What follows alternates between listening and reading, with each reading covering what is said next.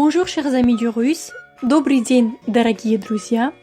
Aujourd'hui, je vais vous expliquer pourquoi il ne faut pas apprendre l'alphabet russe. Si votre but c'est de pouvoir parler russe, vous débrouiller pendant vos voyages, communiquer avec les russophones, vous n'avez pas besoin de connaître l'alphabet russe. Je veux dire, vous n'avez pas besoin de connaître les noms des lettres russes. Pour pouvoir lire et parler russe, vous devez connaître les sons et les règles phonétiques. Comment est-ce possible? Je vous donne un exemple en français, puisque c'est pareil pour la langue française. Alors, ça, c'est une lettre T. T, c'est le nom de cette lettre. Mais si vous voulez lire un mot qui contient cette lettre, par exemple le mot tourner, vous ne dites pas T-ourner, mais tourner. Vous prononcez le son et pas le nom de cette lettre. Du coup, pour pouvoir lire et parler, vous devez connaître les sons et les règles phonétiques.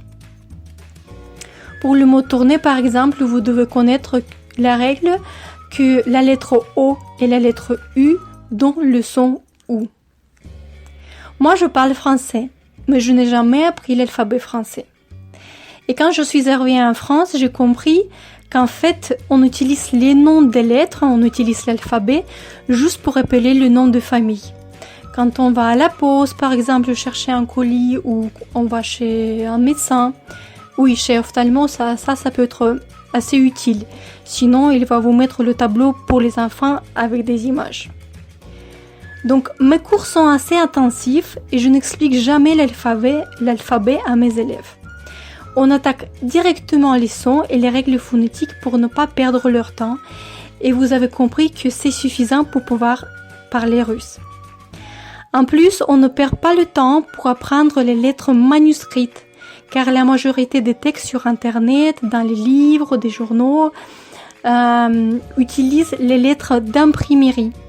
Bon, si quelqu'un vous écrit les lettres d'amour en russe, là ça devient un peu compliqué, puisque normalement on écrit des lettres d'amour à la main.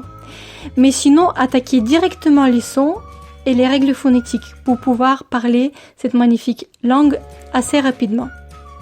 Dernière chose que je veux dire, si vous êtes quelqu'un qui adore apprendre les langues, qui adore apprendre les écritures, ou vous êtes linguiste par exemple, je vous conseille alors d'apprendre l'alphabet cyrillique, notamment le slavon, car ça c'est un alphabet magnifique plein de sens.